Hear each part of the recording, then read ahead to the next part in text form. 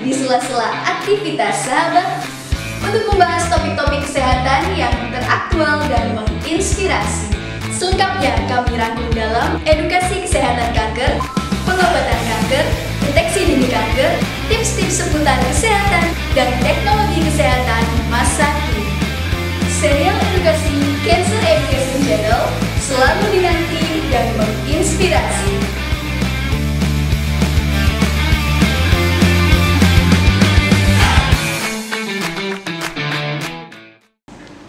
Assalamualaikum warahmatullahi wabarakatuh. Selamat pagi sahabat.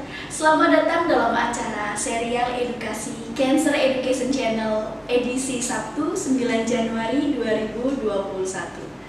Pada kesempatan kali ini topik yang akan kami bahas yaitu pelayanan kemoterapi di Rumah Sakit Onkologi Solo. Yang akan disampaikan oleh narasumber kami yaitu Dr. Iga Kustin Mahabagawati, Dokter Umum Rumah Sakit Onkologi Solo, dan dipandu oleh moderator kami, Nurse Aini Andarwati SK, Kepala Keperawatan Rumah Sakit Onkologi Solo. Acara ini akan berlangsung selama 1 jam ke depan. Untuk itu sahabat semuanya, kami tunggu partisipasinya dan silakan menyiapkan pertanyaan pada kolom komentar untuk dialog interaktif. Acara ini disiarkan langsung pada channel YouTube, Facebook, dan Instagram Live Rumah Sakit Onkologi Solo. Mari sahabat, langsung saja kita saksikan bersama serial edukasi Cancer Education Channel yang dipersembahkan oleh Rumah Sakit Onkologi Solo dan Solo Cancer Society. Halo sahabat setia Rumah Sakit Onkologi Solo dimanapun berada. Jumpa lagi bersama kami di acara Cancer Education Channel edisi pagi ini, Sabtu 9 Januari 2021. Pagi hari ini tentu saja saya tidak sendiri. Saya ditemani oleh Dokter Umum Rumah Sakit Onkologi Solo. Beliau adalah Dr. Iga Kustin Mahabagawati. Selamat pagi dokter. Selamat pagi Mbak Aini. Bagaimana kabarnya dok? Alhamdulillah, tetap sehat, tetap semangat ya. Semangat selalu. Tak terasa sudah awal tahun 2021 ya dok. Tahun yang cukup berat kita lalui kemarin. Mudah-mudahan di tahun ini kita selalu diberi kesehatan. Amin. Dan kemudian untuk melewati masa pandemi ini ya dok. Semoga cepat berakhir juga. Amin amin. Ya. Dokter Iga, pagi hari ini kita mau membahas tentang pelayanan kemoterapi di Rumah Sakit Onkologi Solo. Mungkin untuk sahabat-sahabat yang setia menyaksikan acara kita sudah cukup paham bahwa pada pertemuan-pertemuan sebelumnya kita sudah pernah membahas lebih dekat tentang kemoterapi, baik secara teori, efek samping, dan sebagainya. Nah, pagi hari ini kita akan membahas tentang pelayanan di Rumah Sakit Onkologi itu sendiri bagaimana. Mungkin bisa diceritakan sedikit dong sebelumnya pelayanan-pelayanan unggulan di Rumah Sakit Onkologi Solo itu seperti apa? Ya. Jadi sebelumnya Rumah Sakit Onkologi Solo ini itu kan rumah sakit dengan spesialistik di bidang tumor dan kanker, ya. Dan di sini ada banyak fasilitas unggulan yang disediakan di Rumah Sakit Onkologi ini. Contohnya seperti deteksi dini kanker, klinik bebas nyeri, lalu ada vaksinasi kanker juga ada yang bayar di sini. Iya, kita sudah menyediakan vaksinasi. Ya, HPV seperti itu. Home care juga ada untuk pasien-pasien yang membutuhkan pelayanan di rumah seperti itu, seperti kan bayi lama butuh untuk di medikasi dan lain-lain gitu. Lalu juga ada layanan operasi bedah yang 24/7 istilahnya. 24/7 ya. Jadi nggak pernah berhenti ya, non stop ya dok. Non stop seperti itu. Lalu ada target terapi, imunoterapi untuk cancer. Lalu ada lab patologi anatomi juga untuk melihat keganasan, stadiumnya, dan seperti itu. Lalu yang terakhir kemoterapi, layanan kemoterapi. Layanan kemoterapi ini ada untuk dewasa dan juga untuk anak-anak. Dan itu pun juga 24/7. Jadi kita siap kapan pasien ya dok.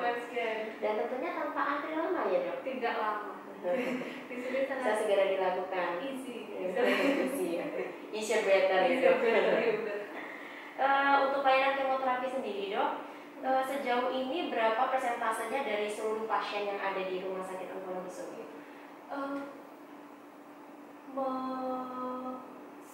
Bahkan mungkin sekitar 70-80% pasien di Rumah Sakit Onkologi ini itu adalah pasien kemoterapi. Artinya sebagian besar. Iya, sebagian besar semua pasien kemoterapi. Ada yang kemoterapi untuk kanker ovarium, endometrium, payudara pun ada. Dan kita di sini juga kemoterapinya tidak hanya harus menginap. Kalau bisa untuk one day care 1 hari saja pun kita juga bisa. Bisa 1 hari saja, iya. Dan tentunya kita pun tetap melakukan penjadwalan dengan baik ya. Iya, dijadwalkan. Jadi pasien mungkin tidak bingung untuk Iya, kapan lagi tidak. harus kembali menjalani Tidak. terapi dan sebagainya. Selalu dari sini kita ada resume saat pulang, lalu selalu diberikan kapan kontrol lagi, kapan harus mulai demo lagi. Sekitar 2 minggu, 3 minggu. Nah, jadi kita juga menyarankan untuk pasien untuk tidak terlalu lama kontrolnya. Untuk tidak terlalu, jadi kemo harusnya tanggal 7, jangan tiba-tiba mundur ke tanggal 14 terlalu lama. Ya, nanti jadi tidak efektif untuk kemoterapinya. Baik dok, mungkin itu formula yang cukup mudah ya Iya. untuk pasien. Apalagi nih kalau kita biasanya di rumah sudah menjalani suatu terapi, kita pun juga bingung. Kadang kalau nggak diingatkan oleh tim kesehatannya, kapan lagi nih harus kembali, terus apakah ini masih dalam waktu yang aman dan sebagainya dan sebagainya. Dan di sini juga selalu di reminder dari admisi ya. Dari bagian admisi. Iya, biasanya kalau sudah waktunya untuk kontrol, sudah waktunya untuk kemo, diingatkan. Bisa lewat WA atau telepon, pasti diingatkan untuk Iya, pelayanan yang cukup baik ya dok. Ini sudah ada beberapa pertanyaan juga dari sahabat-sahabat kita ya dok. Kita buka pertanyaan yang pertama dari Asmira. Selamat siang dokter, saya mau bertanya. Ibu saya sedang menjalani kemoterapi di salah satu rumah sakit di kota Solo. Bila kami ingin melanjutkan kemo di Rumah Sakit Onkologi Solo, caranya bagaimana ya dok? Dan apakah kemo di sana harus mengikuti proses antrian yang lama? Terima kasih dokter. Silakan Ya. dok. Oke, untuk Ibu Asmirah ya. Ya. Ini bertanya tentang alur kemoterapi ya, kalau dari rumah sakit lain seperti itu ya. Iya, jadi dia sudah kemo di rumah sakit lain, tetapi rangkaiannya belum selesai sepertinya Iya. dok, sehingga ingin melanjutkan kemonya di rumah sakit onkologi. Caranya sangat mudah Ibu. Kita di sini apabila Ibu dari rumah sakit lain, Ibu sudah mempunyai surat rujukan, Ibu bisa langsung menghubungi admisi kami. Jadi bisa lewat hotline di 021 765 1717. Nanti akan diberikan alurnya Bu. Harus menemui dokter spesialisnya dulu, kita nanti jadwalkan, lalu selanjutnya Ibu kalau tidak bisa telepon mungkin bisa langsung saja ke admisi, itu bisa lebih tambah jelas seperti itu. Dan apabila kalau dokter yang merujuk itu bukan dokter dari rumah sakit kita, tidak apa-apa, nanti kita akan tetap mengarahkan Ibu ke spesialis yang sama, seperti contohnya spesialis obgyn ya gitu ya. Dari Hermina mungkin ke rumah sakit kita, di sana dokter, di sini spesialis obgyn adalah dokter Heru, tidak ada di sana. Nanti tidak apa-apa Bu, sama-sama dengan spesialis obgyn seperti itu. Yang penting Cukup mudah ya. iya, dan antriannya juga tidak lama. Apalagi untuk mungkin ketemu dokter Heru dulu, spesialis yang lain dulu, itu bisa langsung nanti didaftar, tidak perlu lama. Jadi begitu Ibu Asmira, untuk caranya bisa langsung menghubungi admisi kami atau bisa juga datang langsung. Nanti tim kami kapanpun 7x24 jam siap melayani. Iya. Mudah-mudahan tidak antri juga. Antri pun tidak sebanyak. Tidak sebanyak rumah sakit lain ya dok. Iya. Selanjutnya dokter, ada lagi pertanyaan nih dari Rizky. Dokter, kemoterapi untuk kanker apa saja yang bisa dilayani di Rumah Sakit Onkologi Solo? Iya. Terima kasih untuk Rizky. Ini pertanyaannya. Sebenarnya dari Rumah Sakit Onkologi ini juga targetnya bisa semua kanker kita tangani ya, seperti itu. Tapi untuk sejauh ini kami baru sementara seperti kanker endometrium, kanker di bidang ginekologi, ovarium, kanker serviks, dan juga untuk di bagian bidang onkologi kita banyak kanker payudara, kanker mame, lalu untuk kanker seperti kelenjar getah bening seperti itu juga ada di sini untuk sementara itu. Tapi untuk meningkatkan kualitas kita dan banyak sekali yang meminta untuk kasus penambahan ini, kita akan segera menambah. Ya, Semoga doanya sahabat-sahabat di rumah, semoga kita juga bisa terus menambahkan pelayanan kita sehingga bisa memenuhi segala kebutuhan sahabat-sahabat di rumah. Masih ada lagi pertanyaan, Dok? Mungkin akan kita bahas setelah pesan-pesan berikut ini. Jangan kemana-mana, tetap bersama kami di Cancer Education Channel.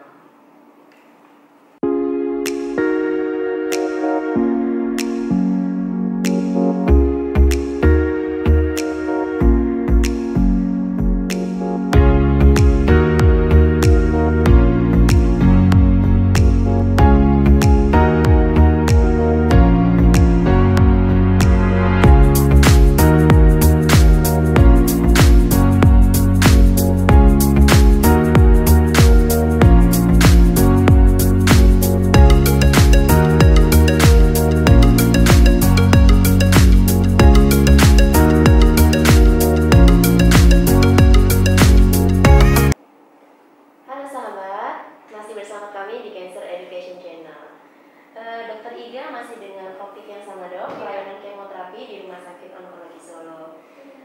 Sejauh ini dokter, untuk persiapan kemoterapi sendiri itu apa saja yang harus disiapkan sejak dari pasien datang mungkin sampai bisa dilakukan kemoterapi? Jadi pasien kemoterapi itu kebanyakan dari poli ya, jadi sudah bertemu dengan dokter spesialis. Nah, dari dokter spesialis itu biasanya sudah mengarahkan ini harus di kemo, dengan pasien kanker harus di kemo. Biasanya dari poli sudah ditentukan untuk dosis kemo, jadi dosis kemo ditentukan langsung dari dokter spesialis. Ya, dihitung dari berat badannya pasien. Jadi bukan dosis kemo tidak dari dokter umum, tidak dari siapa-siapa, tapi dari dokter spesialis seperti itu. Nah, apabila dari pasien sudah menyetujui untuk kemoterapi, bisa dipersiapkan untuk cek lab. Jadi biasanya lab yang paling penting itu adalah cek lab untuk kemoterapi. Contohnya ada HB, hemoglobin, ada untuk fungsi, kita cek untuk fungsi hati, fungsi ginjal, seperti itu. Lalu dan kalau karena masa pandemi sekarang kita pasti untuk cek rapid untuk COVID ini. Ya, pemeriksaan COVID. Jadi selanjutnya pasien bisa mendaftar kamar. Lalu apabila semua sudah keluar sudah baik, bisa langsung masuk kamar. Tapi nanti apabila ada lab yang harus diperbaiki seperti itu ya, mau tidak mau harus diperbaiki dahulu. Seperti harus transfusi dulu untuk fungsi ginjal apabila bermasalah atau nanti ada ditambah obat seperti itu. Jadi memang langkah awalnya tetap harus bertemu dengan dokter spesialis dulu ya, Dok. Bertemu dengan spesialis. Ya, setelah itu baru nanti kita bisa mendaftar untuk kelas perawatannya. Nanti di kamar perawatan baru kita melakukan pemeriksaan persiapan untuk kemoterapi itu sendiri. Oke. Terus, Dok, saat kemoterapi itu sendiri, rata-rata sejauh ini efek samping apa yang dirasakan oleh pasien? Dari kemoterapi itu yang paling banyak adalah mual muntah seperti itu. Walaupun sebelum kemoterapi dimulai pasti kita memberikan obat sebelum kemoterapi seperti anti mual, anti muntah itu sudah pasti diberikan. Tapi pasti tetap ada yang pusing, mual, muntah seperti itu. Dan lagi kalau ada beberapa obat dari kemoterapi yang bikin rambut rontok. Tapi jangan khawatir, nanti dapat Bisa tunggu lagi. Iya, bisa tunggu lagi dari spesialis memberikan obat. Terus, Dok, untuk kemoterapi sendiri, apakah ada perlakuan khusus untuk pasien-pasien yang memiliki riwayat penyakit tertentu, misalnya penyakit degeneratif dan sebagainya? Apakah itu termasuk nanti dalam pengkajian awal pasien masuk Sehingga ada pengobatan khusus Iya. atau tetap sama? Seperti hipertensi seperti Iya, itu. bisa. Ya, apabila tidak terkontrol ya sepertinya. Untuk tensi yang biasanya tinggi nanti pasti dikonsulkan dengan spesialis penyakit dalam. Seperti itu. Ada gula dengan riwayat gula tidak terkontrol yang terlalu tinggi harus dengan spesialis penyakit dalam. Iya. Iya. Jadi sahabat-sahabat tidak perlu khawatir ya, misalnya keluarga ada yang memiliki riwayat penyakit dan harus dilakukan kemoterapi, tetap nanti di sini akan kita konsulkan ke Iya. ahlinya seperti itu ya dok. Karena kalau tidak diobati, tidak dikemo, nanti jadi komorbid satu sama lain. Oke. Nah ini sudah ada pertanyaan lagi dok yang masuk dari Mbak Amelia Putri. Selamat siang dokter. Berapa lama biasanya proses kemoterapi itu berlangsung? Ya.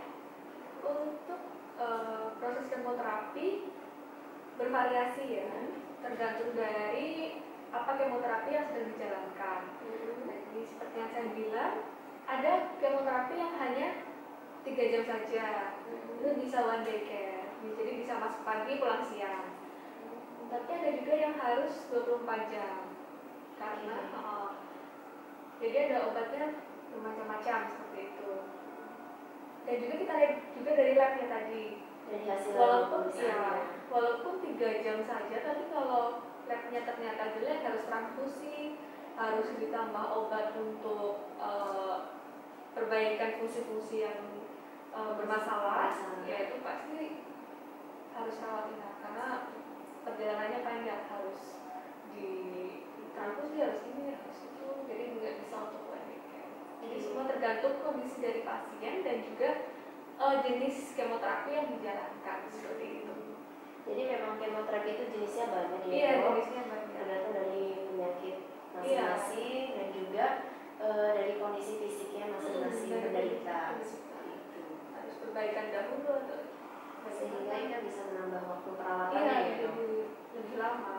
Baik dokter. Pertanyaan selanjutnya dari Aisyah Yusfika. Dokter, apakah ruang kemoterapi di Rumah Sakit Onkologi Solo itu ada kelas-kelasnya atau hanya satu unit pelayanan khusus? Oke. Dan untuk ruang kemoterapi ya, untuk ruang kemoterapi di Rumah Sakit Onkologi Solo ini ada beberapa kelas. Untuk beberapa kelas ini ada kelas 3, kelas 2, kelas 1, VIP A dan VIP B. Jadi apabila pasien kemoterapi ini ada di kelas 3 karena berbanyak ya Mbak ya, berbanyak pasien, kalau tidak semua di kelas 3 ini itu pasien kemoterapi, akan dipindahkan di ruangan ODC, Unit khusus. ya, unit khusus untuk kemoterapi saat kemoterapi saja. Selesai kemoterapi nanti turun lagi ke kamarnya dia, seperti itu perawatannya. Tapi untuk yang VIP karena dia sendiri, ya sudah tidak apa-apa di kamar sendiri, di ruangan sendiri. Seperti kelas 1 ada 2 bed. Apabila yang satu pasien operasi dan satunya kemoterapi, salah satu untuk yang kemoterapi akan dibawa dinaikkan ke ruangan sendiri untuk kemoterapi. Sehingga tetap aman Iya, ya, tetap prosesnya aman. dan tetap steril ya dok. Steril. Oke dokter, penjelasannya cukup jelas untuk sahabat-sahabat di rumah yang mungkin masih bertanya sebenarnya kemoterapi itu nanti kita diapain sih gitu dok? Apa nanti dimasukkan dalam ruangan khusus yang mana hanya ada kita? Selanjutnya dokter, Ya. ada lagi dari Aiden Rahmawati. Dokter mau bertanya, apakah Rumah Sakit Onkologi Solo saat ini bisa melayani terapi radiasi? Untuk terapi radiasi di Rumah Sakit Onkologi Solo belum bisa ya. Belum bisa. Radiasi. Tapi nanti apabila memang diperlukan untuk radiasi dari spesialis kami pasti merujuk ke pelayanan yang memfasilitasi untuk kemoradiasi, radioterapi seperti itu. Oke, jadi tetap tidak perlu khawatir ya, Tidak dok? perlu khawatir. Tidak akan kita lepas ya. Iya, tidak lepas. Akan nanti kita rujuk ke ahli radiasi yang ada di Solo. Dokter, selanjutnya dok, ada lagi nih pertanyaan dari Julfikar. Dokter, untuk kasus kemoterapi, kasus kanker dengan kemoterapi dilakukan seumur hidup atau hanya pada saat sakit saja? Dan rata-rata berapa kali pemberiannya? Seperti yang tadi, bahwa untuk setiap cancer beda-beda ya. Ada yang seri-seri, jadi ada yang sampai 6-7 sampai yang bervariasi tergantung dari respon pasien, kondisinya pasien seperti apa gitu. Jadi apabila yang kemo yang pertama ini sudah selesai, ibaratnya seperti itu, apabila responnya baik, tidak akan dilanjutkan untuk kemoterapi lagi. Tapi nanti kalau sudah selesai kemoterapi yang pertama, tetapi tiba-tiba beberapa bulan kemudian kambuh lagi, dan itu kemungkinan akan dilanjutkan untuk kemoterapi tambahan, seri tambahan seperti itu. Jadi semua tergantung dari kondisi pasien, responnya pasien itu bagaimana. Apabila responnya baik, hanya kemoterapi sekali saja sudah. Maksudnya satu seri selesai, itu sudah selesai.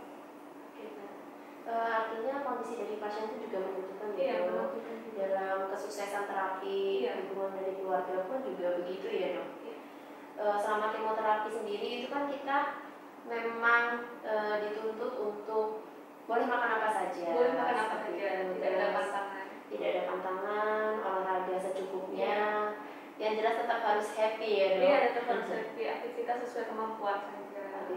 Biasa. Oke dokter, topiknya semakin menarik. Mungkin akan kita lanjutkan setelah pesan-pesan berikut ini. Jangan kemana-mana, tetap bersama kami di Cancer Education Channel.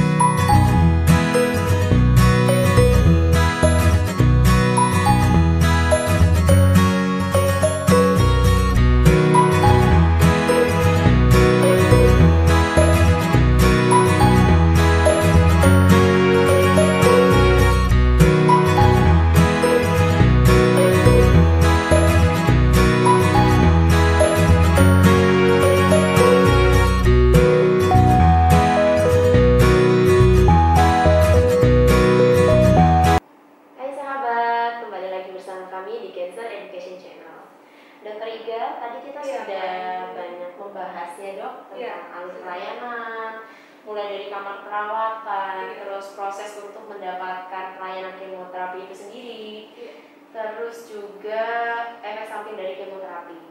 Nah, saat ini untuk cara pemberian kemoterapi sendiri itu seperti apa, dok? Ya. Jadi untuk cara pemberian kemoterapi yang sudah pernah dilakukan di Rumah Sakit Onkologi Solo ini, yang paling sering adalah lewat pembuluh darah ya. Yang kedua yang paling sering juga lewat oral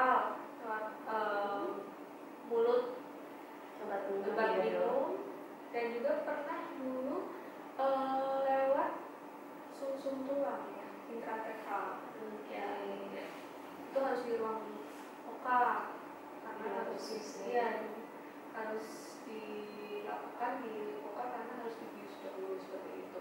Nah, untuk yang intravena ini kita lakukan itu dengan sangat hati-hati Mbak ini, karena dari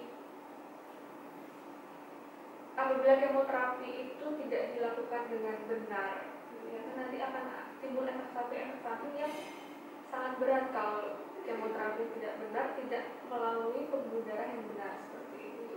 Jadi tidak hanya itu, jadi kita harus menentukan dosisnya juga harus tepat. Jadi saat pengoplosan juga harus steril, kayak gitu ya Mbak. Jadi di sini tuh kita sudah punya dari bagian apotek, farmasi, ya itu sudah apa ya istilahnya sudah ahlinya, udah ada pelajaran khusus untuk pengoplosan. Ya. Jadi kita kalau oplos obat kemoterapi itu juga tidak sekedar oplos kalau di sini ya Mbak. Jadi pengoplosan obat kemoterapi itu di ruangan khusus dengan petugas farmasi. Petugas farmasinya pun tidak hanya sekedar pakai baju biasa gitu Mbak ini. Kita jadi pakai gaun juga, pakai lapis apron lagi, terus tetap pakai pensil, sarung tangan. Jadi obat itu sangat kita usahakan untuk steril. Jadi kita sangat dijaga ya. Jadi pembawaan dari ruang oplos ke bawah juga harus hati-hati. Termasuk nanti staf keperawatan yang memberikan ke pasien ya? Iya, staf nanti memberikan ke pasien. Biasanya kita juga memberikan dengan alat limpa itu supaya tetesannya tidak berlebihan atau tidak kurang jadi akurat ya? Iya. Oke, mungkin ini salah satu nilai plus pelayanan di rumah sakit kita ya Dok. Nah Dokter, untuk sejauh ini kan kita juga selain pasien-pasien dewasa, kita juga ada pasien anak ya Dok tentunya. Iya, ada pasien anak. Untuk pasien anak sendiri itu sebetulnya aman tidak dilakukan kemoterapi? Iya, aman. Apalagi seperti yang saya bilang tadi bahwa kemoterapi pasti sudah disetujui dan itu adalah advis istilahnya dari spesialis. Kalau anak dari spesialis anak seperti itu. Nah, mungkin apabila tidak di kemo malah lebih berbahaya daripada di kemo seperti itu. Nah, kemonya untuk anak-anak itu tentu tidak berbahaya dan sudah dipertimbangkan dengan spesialis anaknya seperti itu. Asal dosis, iya sudah disesuaikan dengan penyakitnya, dengan berat badannya, dengan kondisi anaknya. Jadi tidak perlu khawatir untuk ibu-ibu, orang tua di luar apabila anaknya memang butuh harus di kemoterapi, tidak perlu khawatir. Selama proses kemo itu sendiri Dok, apakah boleh orang tua mendampingi anaknya? Karena mungkin tidak semua anak itu kategori anak itu kan sampai sekian tahun ya Dok. Iya. Bisa jadi nih kasusnya ditemukan pada usia balita, sehingga pastinya orang tua akan sangat khawatir bila anaknya menjalani proses terapi itu sendiri. Apakah boleh orang tua ikut mendampingi Dokter? Saat di ruang perawatan ya? Iya, boleh ya, tentu saja di rumah sakit onkologi, apalagi untuk anak-anak kan ya. Pasti kalau anak-anak tuh rewel apabila nggak ada orang tua juga ya Mbak ya. Dan juga untuk psikologis anak sendiri kan, kalau sendiri di kamar jadi kayak tidak ada teman, nanti malah rasanya spin, malah drop seperti itu. Tidak masalah, tidak apa-apa. Dan kita di sini satu pasien bisa ditunggu dengan satu pengunjung, satu yang menemani, tapi juga harus direpit dahulu ya kalau di sini gitu. Sehingga tidak membahayakan. Iya, tidak membahayakan orang lain. Jadi dua-duanya untuk penunggu dan juga pasien kita repit dahulu. Mungkin tips tips-tips untuk orang tua dengan kasus mungkin tidak hanya kanker ya, semua penyakit mungkin yang menghadapi anak dalam menghadapi perawatan di rumah sakit itu kan seperti momok ya dok. Tips-tips untuk orang tua di luar sana seperti apa? Atau harus bersikap seperti apa ketika anak dalam kondisi sakit? Yang pasti yang pertama adalah sabar ibu-ibu. Hanya sabar dulu. Karena sebenarnya anak itu juga tidak mau di rumah sakit, gitu kan ya. Jadi ya, orang tua memberikan dorongan positif kepada anaknya, melihat menghibur anaknya, sama-sama sabar. Terus seperti enjoy aja Bu. Maksudnya enjoy saja ini. Ya memang harus diobati ya, tidak apa-apa diobati dahulu gitu. Terus tipsnya ya berikan anak situasi yang happy, harus happy terus gitu. Jadi dia bersahabat dengan anak tuh di rumah sakit. Apalagi kan kalau kemoterapi untuk anak kan nggak ini ya mbak ya,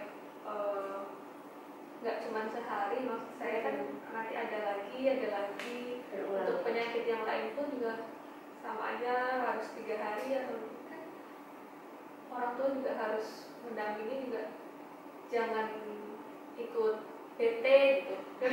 Kalau tuanya bete nanti anaknya juga ikut tidak nyaman di rumah sakit, malah nanti pengennya pulang, nanti malah pengobatan tidak selesai, tidak tuntas, nanti lebih berbahaya kepada anak seperti itu.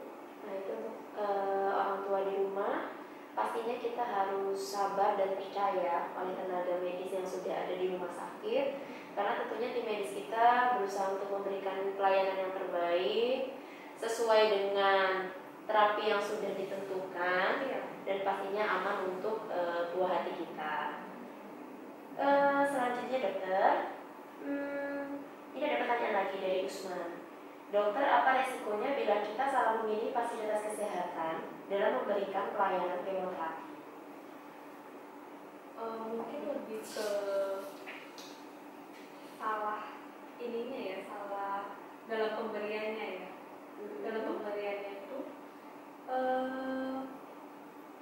ada efek samping yang tadi saya sebutkan tadi. Apabila tidak diberikan dengan tepat, tidak dosis yang tepat, lalu tidak steril juga, yang pasti ada efek samping yang bervariasi banyak sekali. Dari mulai yang mual, yang muntah, kalau rambut rontok memang itu ya. Terus ada iritasi yang berat, iritasi di tempat suntikan, atau nanti bisa menyebar ke organ-organ yang lain seperti itu. Nah, jadi memang untuk pemberian kemoterapi ini memang harus diberikan dengan hati-hati, diberikan dengan yang di fasilitas yang sudah memang dia adalah ahlinya untuk kemoterapi seperti itu. Dan tentunya setiap fasilitas kesehatan pasti memiliki standarnya sendiri. Sehingga tetap ketika terjadi masalah harus kita kaji dulu apakah masalah itu benar dari salah dalam pemberiannya, salah dari mananya, sehingga kita tidak bisa mencas bahwa ini adalah salah paskesnya seperti itu. Oke dokter. Untuk penjamin sendiri dok, nah ini pertanyaan baru ya dok. Untuk penjamin yang sudah bekerja sama dengan Rumah Sakit Onkologi Solo ya dok, mungkin sedikit saya memberikan jawaban bahwa saat ini kita sudah bekerja sama dengan beberapa pihak asuransi swasta, misalnya dari Admedica. Admedica itu mungkin sudah banyak provider rekanannya, dan juga Prima Sarana Jasa sudah berjalan, Tirta Medica, dan saat ini yang sedang proses untuk kerjasama kita ada dari Fultron. Seperti itu. Sudah lumayan banyak ya, sudah lumayan banyak, dan tentunya kita akan terus berkembang untuk menambah rekanan dalam memberikan pelayanan yang terbaik untuk sahabat-sahabat di rumah. Jadi jangan khawatir, kalau kita juga bisa dengan asuransi juga bisa. Dengan asuransi juga bisa. Mungkin seperti itu dokter. Kita akan kembali lagi setelah pesan-pesan berikut ini. Jangan kemana-mana.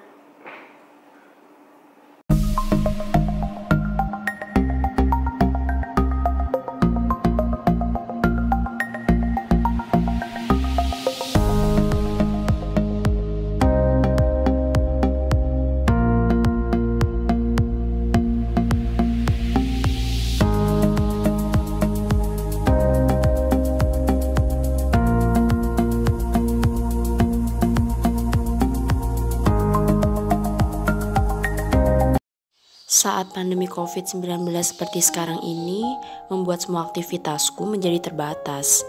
Padahal banyak sekali agenda yang mengharuskan aku untuk keluar rumah, khususnya untuk pemeriksaan kesehatan.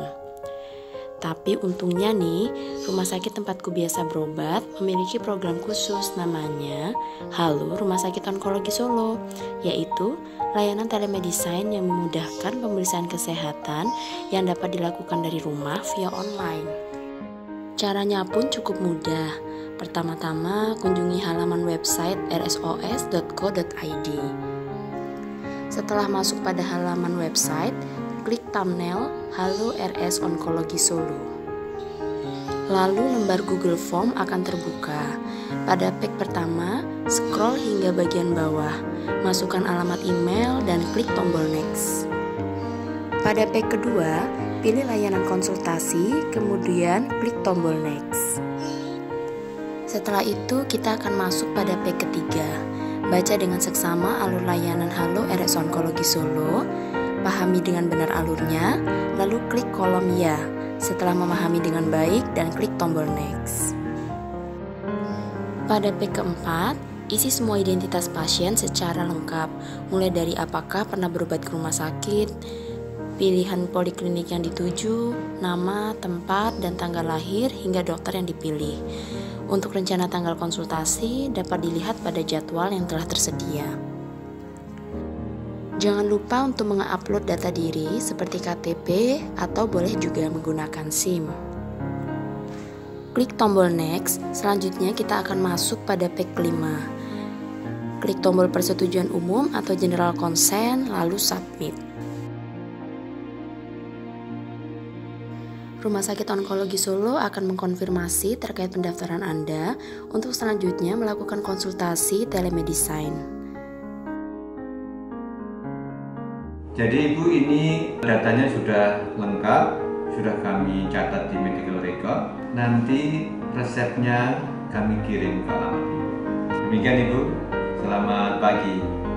Cara yang cukup simpel untuk kita yang saat ini tidak bisa keluar rumah atau tidak memiliki waktu untuk datang ke rumah sakit. Dengan layanan Halo RS Onkologi Solo, saya jadi lebih mudah mendapatkan pelayanan medis. Terima kasih Rumah Sakit Onkologi Solo. Hospitable, easier, better.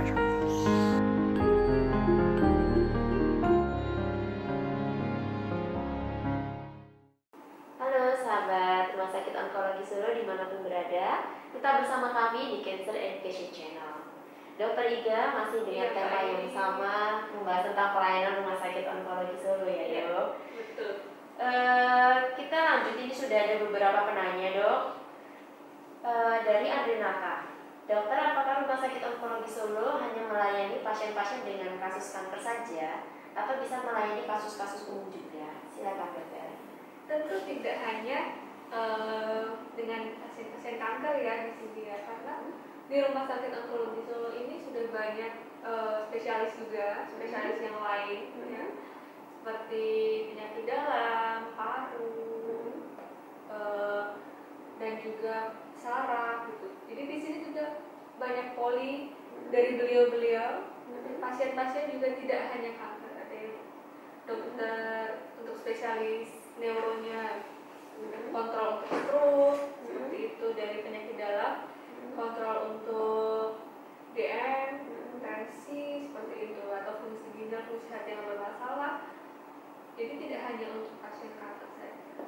Jadi sebetulnya cukup banyak kasus-kasus yang bisa kita tangani ya Dok? Iya, tidak hanya, dan untuk pasien rawat inap pun juga tidak hanya pasien cancer dan pasien kemo gitu. Tidak hanya ada untuk spesialis bedah, appendicitis, usus buntu seperti itu juga ada. Jadi tidak hanya cancer yang kami tangani. Oke, berarti dan memang banyak juga kasus-kasus dari selain cancer ya Dok, sejauh ini.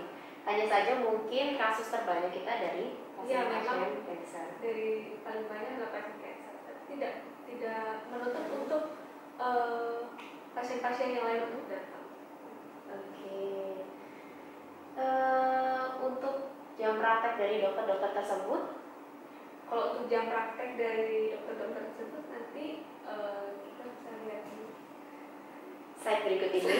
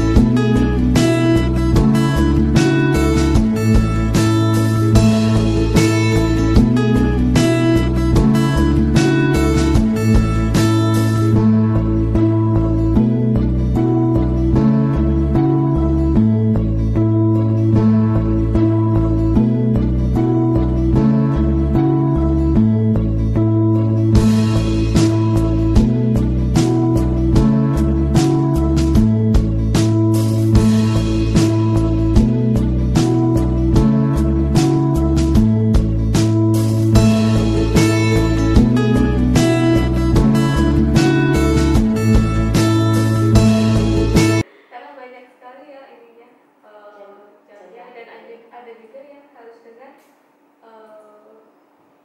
janji dahulu. Dan sekarang juga kita meluncurkan layanan baru ya dok, yaitu layanan berbasis telemedicine. Jadi sahabat-sahabat di rumah di masa pandemi seperti ini tidak perlu bersusah payah datang ke rumah sakit jauh-jauh untuk bertemu dokter. Jadi dengan layanan telemedicine ini, sahabat-sahabat di rumah tidak perlu khawatir dan tidak perlu bersusah payah untuk datang ke rumah sakit bertemu dengan dokter. Karena saat ini kami sudah melayani telemedicine, sahabat-sahabat cukup di rumah nanti bisa lewat video call dengan dokter spesialis yang dikehendaki. Cara pendaftaran pun juga cukup mudah, hanya menghubungi hotline kami atau bisa WA ke nomor pendaftaran kami di admisi. Nanti tim admisi akan mengarahkan sahabat-sahabat untuk bisa ke dokter mana, waktu yang dikehendaki kapan, dan by apa. Maksudnya menggunakan video call atau Zoom dan sebagainya. Seperti itu dokter. Jadi lebih mudah, lebih efisien ya. Lebih efisien waktu dong. Efisien waktu. Mungkin ada yang masih takut-takut untuk masih takut datang ke rumah sakit. Atau kebanyakan pasien kita itu juga dari luar kota dong. Oh iya. Dan sekarang itu kan memang sulit untuk masuk ke dalam kota ya. Seperti itu, apalagi juga harus membawa hasil-hasil penunjang, misalnya rapid antigen dan sebagainya, mungkin membuat pasien-pasien itu jadi segan untuk datang, padahal mungkin dia sudah membutuhkan pelayanan dan konsultasi. Dan untuk pemberian obatnya pun juga cukup mudah. Nanti dari dokter spesialis akan memberikan resep dan obat bisa langsung kita kirim ke alamat pasien. Seperti itu dokter. Jadi pasien cuma tinggal menunggu di rumah. Iya betul, tinggal di rumah saja. Satu saja. kali klik langsung jadi. Pertanyaan selanjutnya dokter. Dokter, apakah Rumah Sakit Onkologi Solo bisa melayani pasien dengan seamandibular? Ini tadi juga sudah sempat kita bahas ya. Iya, kalau seamandibular itu lebih ke kadang ke spesialis THT atau ke bedah plastik ya, seamandibular. Tapi di sini kita belum ada untuk spesialis itu. Tapi apabila ingin konsultasi dulu mungkin bisa ke spesialis bedah dahulu. Ya, jadi nanti dari dokter spesialis bedah bisa diarahkan harus menuju ke mana seperti itu. Tapi juga nanti dikonsulkan. Iya, nanti dikonsulkan dari sini. Memang banyak ya dok pasien-pasien dengan kasus-kasus THT yang di dalam bedah ini. Iya. Sementara ini dari kita kan belum ada yang THT, khusus THT belum ada. Jadi mungkin bisa di dokter bedah dahulu. Dan nanti kita tetap melanjutkan terapi sesuai dengan arahan dari dokter. Iya, dokter baiknya bagaimana seperti itu. Oke dokter. Selanjutnya dokter, tadi kita sudah sempat membahas di awal dok pelayanan unggulan pengobatan yang ada di Rumah Sakit Onkologi Solo. Salah satunya kemoterapi, yang mungkin dari tadi sudah kita bahas tuntas ya dok. Ada juga pelayanan polisedek. Tetap masih rangkaian dari pengobatan kanker ya dok, atau preventifnya ya dok, lebih ke preventifnya. Mungkin bisa diceritakan dok, polisedek itu seperti apa dan pelayanan-pelayanan yang bisa dilakukan di sana seperti apa saja?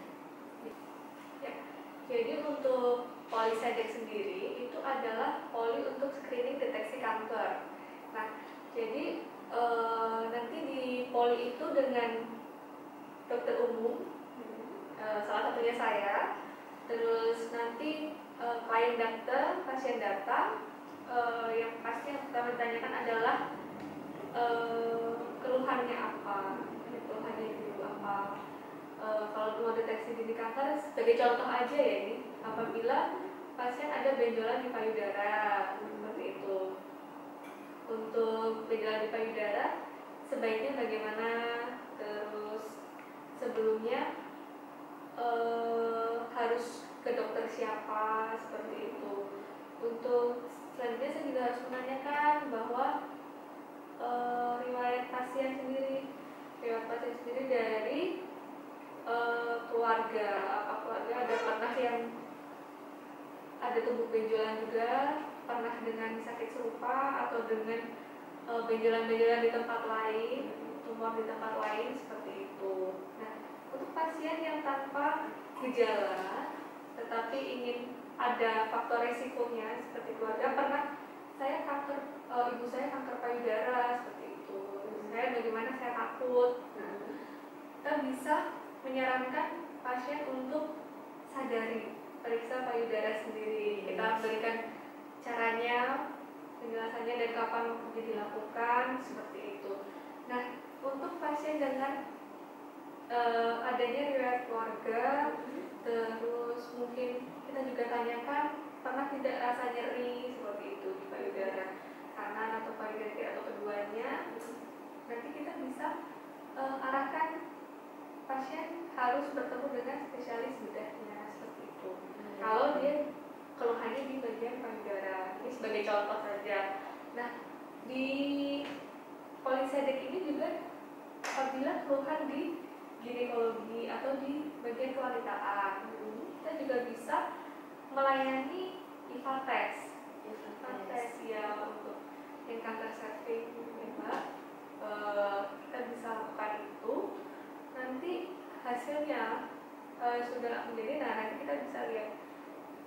Sebelumnya kita juga tanya dulu ada riwayat juga atau tidak, karena kan genetik yang untuk kanker itu kemungkinan dari keluarga atau pernah ada yang kanker juga, seperti itu. Nah, nanti apabila hasilnya adalah menunjukkan kemungkinan ini, tanda-tanda akan ada kanker seperti itu atau tumor, nah kita bisa arahkan ke dokter spesialis obstetrik ginekologi, seperti itu.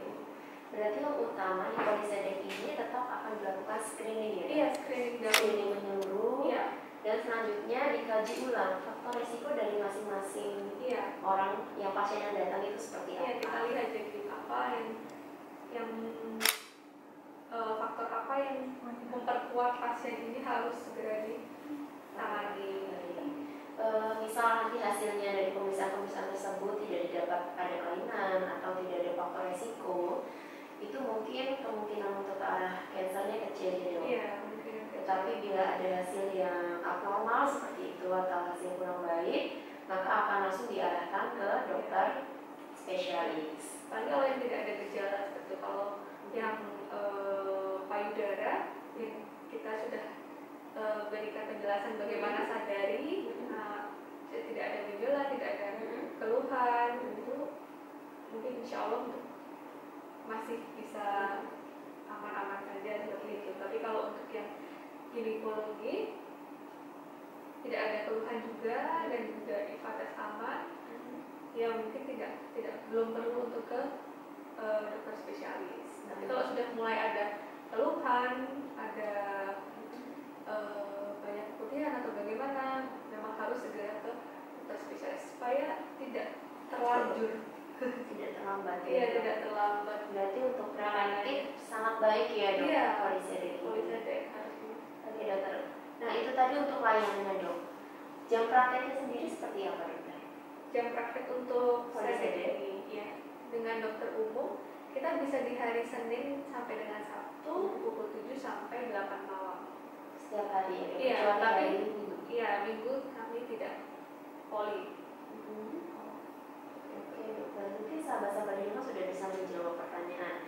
Tadi dari kita pengobatannya sudah, pencegahannya sudah. Terus tindak lanjutnya dok, untuk pasien-pasien kanker sendiri itu perlu tidak terapi paliatif?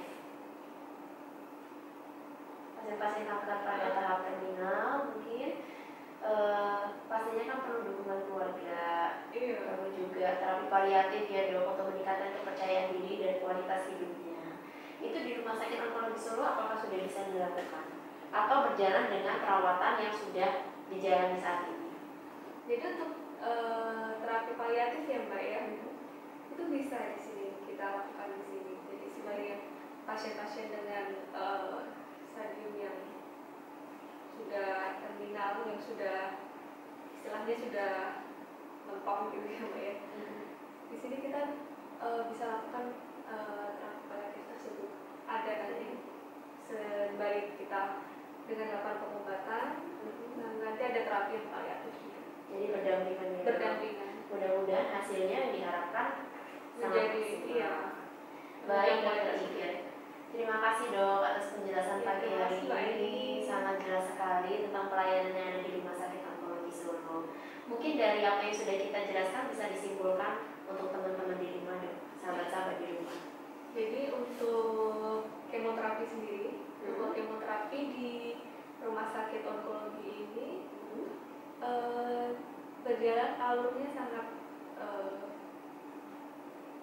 Easy. ya, jadi gampang ya untuk masuk ke sini dari alurnya, cara pendaftarannya, jadi tidak perlu bingung, langsung saja ke admisi seperti itu. Dan di sini kita juga dari pelayanannya, bagaimana cara memasukkan obat, meminimalisir untuk terjadinya efek samping juga sudah kita lakukan. Dan saya pesan untuk yang sedang menjalani kemoterapi tetap semangat, karena dengan semangat itu insya Allah penyakitnya akan berkurang dan insya Allah hilang itu. Dan tidak perlu aktivitas dikurangi menjadi tidur-tiduran, karena kalau jadi tidur-tiduran terus jadi malah lemes ya badannya, jadi lemes. Gak semangat ya? Iya, jadi nggak semangat. Tetap beraktivitas, makan makanan yang bergizi tetap, dan yang pasti harus kontrol dan juga kemoterapi sesuai jadwal, itu yang penting. Jadi jangan mundur terlalu lama, karena nanti efek dari obat kemonya tidak berjalan dengan baik. Yang penting hindari stres ya dok. Iya, jangan stres. Tetap harus safety.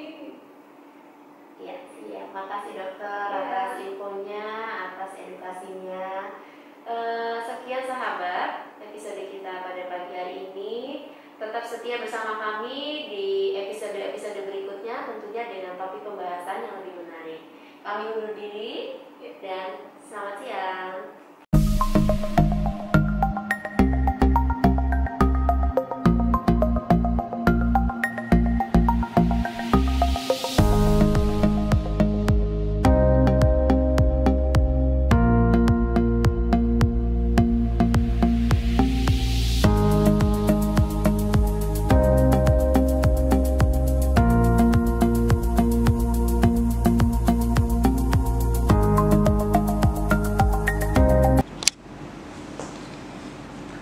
Demikian sahabat, telah kita saksikan bersama serial edukasi dengan topik pelayanan kemoterapi Rumah Sakit Onkologi Solo. Semoga dapat bermanfaat dan memberikan wawasan baru untuk kita semua. Terima kasih sudah menyaksikan dan berpartisipasi selama acara berlangsung. Dan untuk pertanyaan-pertanyaan yang belum terjawab akan kami tampung dan akan kami jawab satu persatu pada sesi khusus. Dan bagi sahabat yang belum berkesempatan menyaksikan live streaming ini, akan kami repost pada channel YouTube Rumah Sakit Onkologi Solo dan Cancer Education Channel. Jangan lupa untuk selalu mendukung channel kami dengan memberikan like, share, komen, dan subscribe karena dukungan sahabat sangat berarti bagi kami. Kami segenap kru yang bertugas mohon undur diri dan sampai bertemu pada episode berikutnya. Serial edukasi Cancer Education Channel selalu dinanti dan menginspirasi. Wassalamualaikum warahmatullahi wabarakatuh.